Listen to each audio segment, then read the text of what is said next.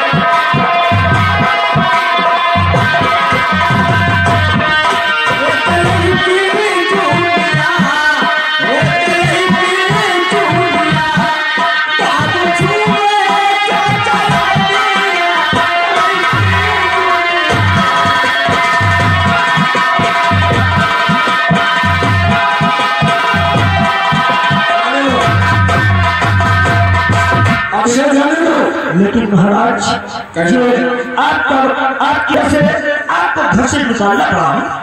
क्यों नहीं तुम तो जानते हो। जी महाराज मैंने इसे क्या समझा था मैंने अपनी बेटी वाली था मैंने। लेकिन महाराज आपका बेटा तो गलत नहीं किया था लेकिन आपकी बहुत ही कैद करके बात किया था। अब वो उसकी मर्जी की बात हो गई और मैं सोचा कि जहाँ सालू जाएगी वहाँ मैं जाऊंगा। जाने दीजिए हमें कोई कम नहीं।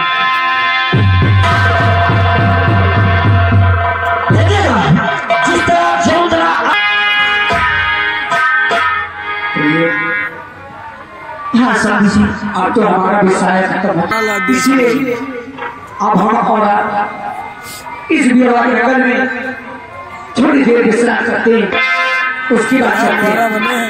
जैसी आपकी इच्छा स्वामी जी। क्योंकि मेरे भी पैर चलते चलते दर्द करने लगे हैं इसलिए मैं चाहती हूँ कि आप और मैं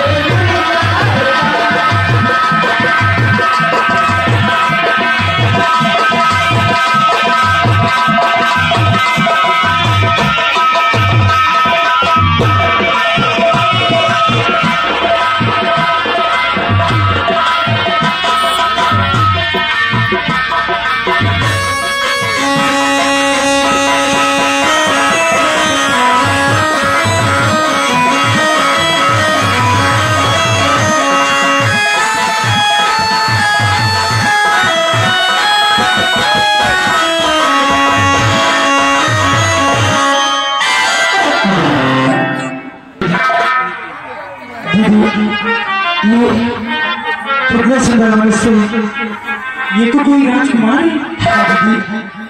क्यों ना इसे अपने साथ नाम में ले सकते हैं। हाँ दीदी, और इससे कुछ बात करते हैं। हाँ दीदी चलिए।